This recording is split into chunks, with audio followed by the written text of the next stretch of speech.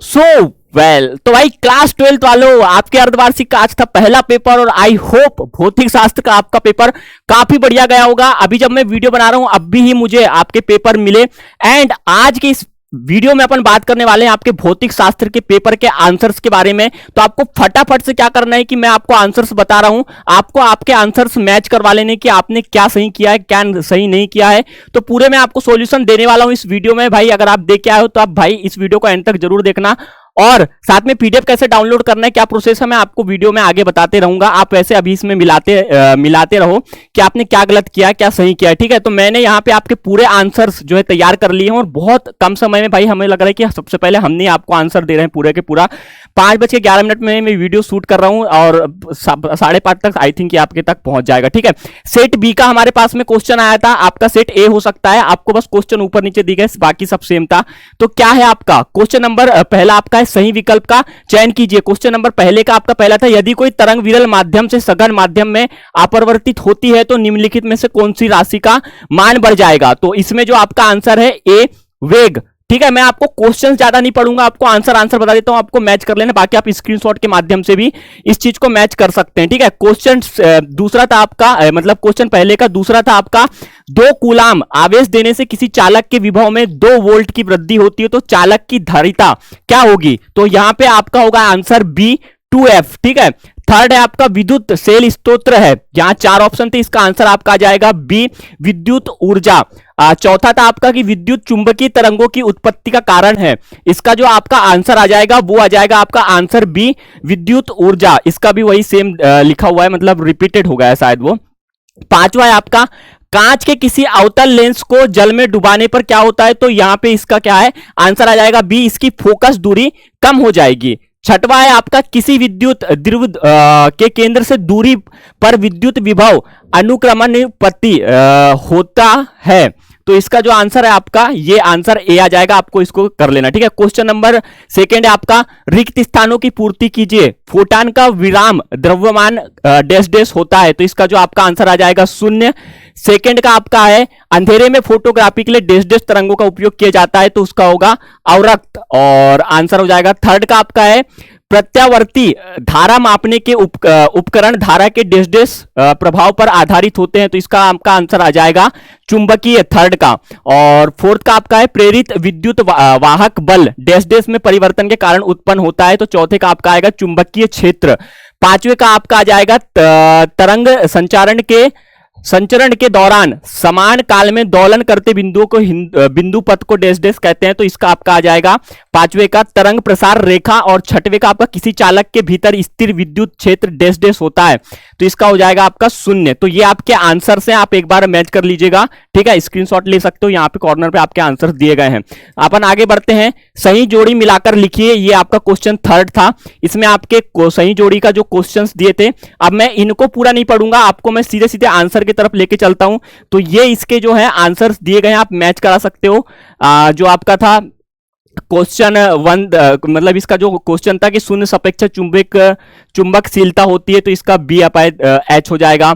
ये आपका प्रति एकांक आयतन चुंबकीय आघूर्ण, इसका एफ आ जाएगा आपका चुंबकीय ध्रुव आघूर्ण। आपका थर्ड है प्रति एकांक क्षेत्रफल चुंबकीय फ्लक्स, इसका चुंबकीय क्षेत्र आ जाएगा।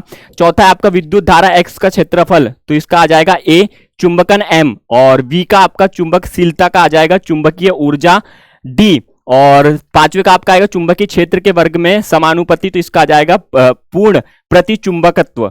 तो ये आपका आंसर है, एक बार आप स्क्रीनशॉट चाहें तो ले सकते हैं। नंबर बात करते हैं अपन क्वेश्चन नंबर जो आपका चौथा है, एक वाक्य में शब्द में उत्तर दीजिए। इसका जो पहला आपका क्वेश्चन था आपतित प्रकाश की तीव्रता बढ़ाने पर प्रकाश विद्युत धारा पर क्या प्रभाव पड़ता है, तो इसका आपका आंसर हो जाएगा, एक मिनट में आंसर्स की बात कर लेता हूं। तो यहाँ पे क्वेश्चंस आपके दिए हुए हैं, मैं सीधे सीधे आंसर आपको बता देता हूं, ठीक है। तो ये क्वेश्चंस दिए हैं first second third fourth fifth, तो इनके आंसर के ऊपर सीधे अपन चलते हैं। तो पहले का आपका जो आंसर था वो आ जाएगा आपतित प्रकाश की तीव्रता बढ़ने पर प्रकाश की विद्युत धारा बढ़ जाती है। सेकेंड का आंसर आएगा द्रव का अपवर्तनांक 8/10 इक्वल टू 0.8 होगा। थर्ड में आपका आएगा परिनालिका का स्प्रेक तत्व दोगुना हो जाएगा। चौथा आपका आएगा दो समांतर चालक तारों में एक ही दिशा में धारा प्रवाहित होने पर उनके मध्य आकर्षक बल बढ़ेगा। ठीक है। पांचवे का आपका आएगा अनुगमन वेग विद्युत क्षेत्र की तीव्रता के अनुक्रमानुपाती होता है। क्वेश्चन नंबर 5वां आपका निम्नलिखित कथनों के लिए सत्य या असत्य है आपको लिखना है। ठीक है, तो यहाँ पे भी आपके 5 क्वेश्चन थे, तो मैं पहले पहले बता देता हूं आपका कि यहाँ पे तो मैंने आपको रीजन भी लिख दिए हैं कि क्यों सत्य और क्यों असत्य है। तो आपका जो क्वेश्चन नंबर 4 का पहला है वो असत्य है, रीजन क्या है आप यहाँ पे पढ़ सकते हो। सेकेंड आपका सत्य है, उसका रीजन ये है। थर्ड आपका असत्य है, थर्ड का रीजन यहाँ पे लिखा हुआ है क्यों असत्य है।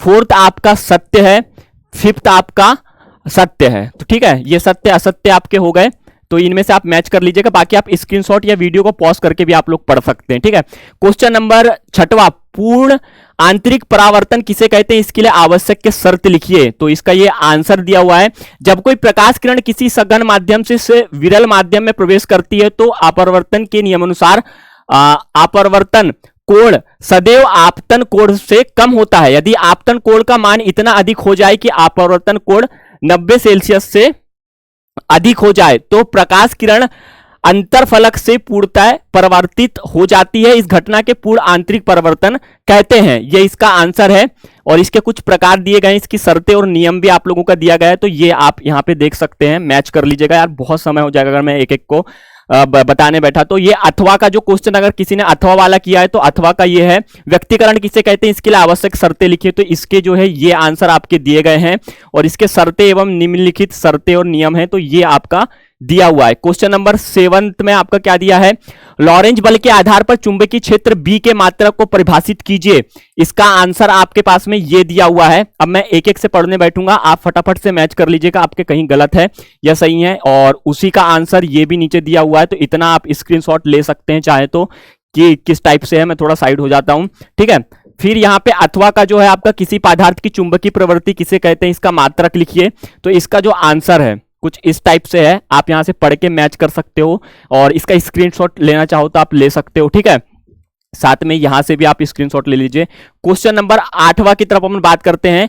किसी कार की संचायक बैटरी का विद्युत वाहक बल 12 वोल्ट है। यदि बैटरी का आंतरिक प्रतिरोध 0.4 ओहम हो तो बैटरी से ली जाने वाली अधिकतम धारा का मान कितना होगा। तो इसका आंसर है बैटरी से ली जाने वाली धारा, और ये इसका कुछ इस टाइप से आंसर दिया है। अब मैं एक एक से समझाने नहीं बैठूंगा भाई, आपको अपना मैच कर लेना है कि आपने इस टाइप से लिखा है या नहीं लिखा है, ठीक है। अथवा में यहां पे है आपका एक क्वेश्चन, ताप बढ़ने पर किस पदार्थ की प्रतिरोधकता क्यों बढ़ जाती, किसी पदार्थ की जो प्रतिरोधकता है वो क्यों बढ़ जाती है। तो इसका आंसर ये दिया हुआ है, ताप बढ़ने से पदार्थ के परमाणुओं और अणुओं की गतिज ऊर्जा बढ़ जाती है। इससे परमाणुओं की और अणुओं के बीच संघट अधिक होने लगते हैं। इन संघटों के कारण इलेक्ट्रॉनों को पदार्थों के माध्यम से बहने में अधिक कठिनाई होती है, इसलिए ताप बढ़ने पर पदार्थ की प्रतिरोधकता बढ़ जाती है। ये आपका आंसर दिया हुआ है, ठीक है। इतना भी आप आगे का ये है।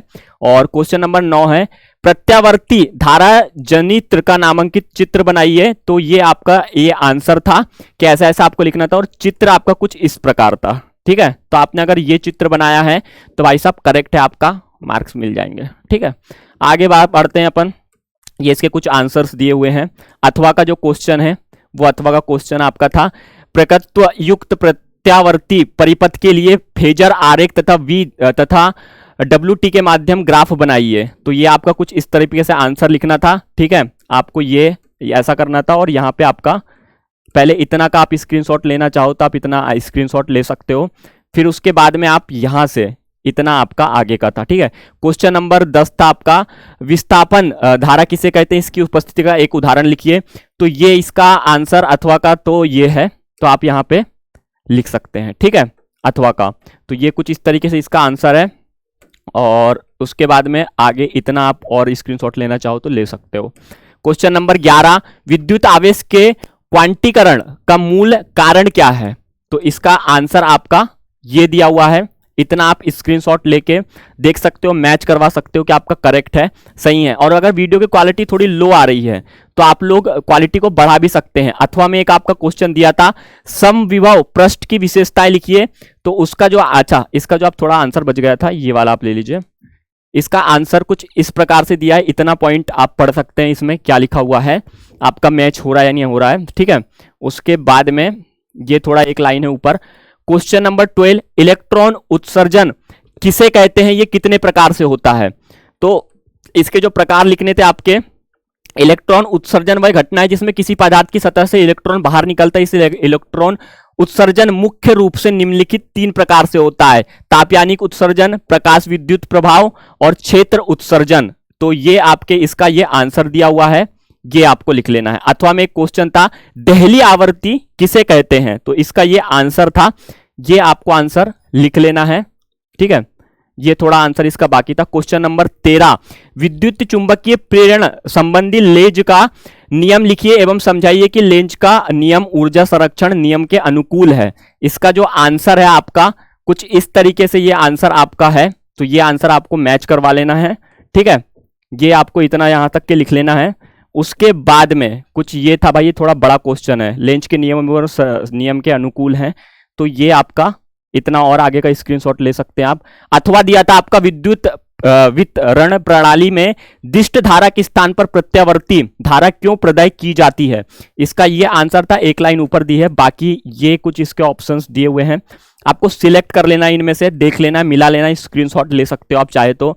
आगे थोड़ा एक लाइन ये बाकी था, ये भी आप मिला सकते हो। क्वेश्चन नंबर 14 था, 8V विवाह बल की एक संचायक बैटरी जिसका आंतरिक प्रतिरोधक 0.0 कूलम है को श्रेणी क्रम में 15.50 के प्रतिरोधक का उपयोग करके 120 वोल्ट के डीसी स्रोत द्वारा चार्ज किया जाता है। चार्ज होते समय बैटरी का टर्मिनल वोल्टता ज्ञात कीजिए। तो आपको इसका टर्मिनल वोल्टता जो है 120 वाले की आपको करना था। ये कुछ टाइप से इसका ऐसा जो है निकलेगा। आगे यहाँ पे ये आपका आंसर आ जाएगा, 7.5 वोल्ट होगी। ठीक है, अथवा में भी एक क्वेश्चन दिया था हमने, अथवा वाले भी कर लें, जिस बच्चे ने अथवा भी कराए तो वो भी अपना मैच करवा सकता है कि क्या है क्या नहीं है। क्वेश्चन नंबर 15 का जो है आपका यहाँ पे दिया हुआ था, क्वेश्चन नंबर 15 के हमारे पास दोनों के सवाल के जवाब फिलहाल में उपलब्ध नहीं थे। क्वेश्चन नंबर 16 का आपका एक जो था, हमने अथवा वाला यहाँ पे एक आंसर करवाया, प्रकाश का ध्रुवण किसे कहते हैं, यदि दो पोलराइड एक दूसरे से कोण पर रखे हों तो दोनों पोलराइड में गुजरने के पश्चात प्रकाश की तीव्रता कितनी रहेगी।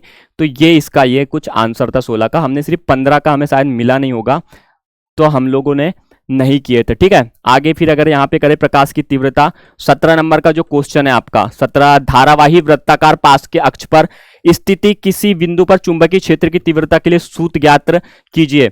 तो ये आपका कुछ इस टाइप से आंसर था। बायटो-सावर्ट नियम के अनुसार किसी बिंदु पर चुंबकीय क्षेत्र की तीव्रता उस बिंदु से होकर गुजरने वाली धारावाही तार के प्रत्येक खंड के उत्तरण थी। कुछ इस साइड ये भी थोड़ा आंसर है, इसको भी आप लिख सकते हो।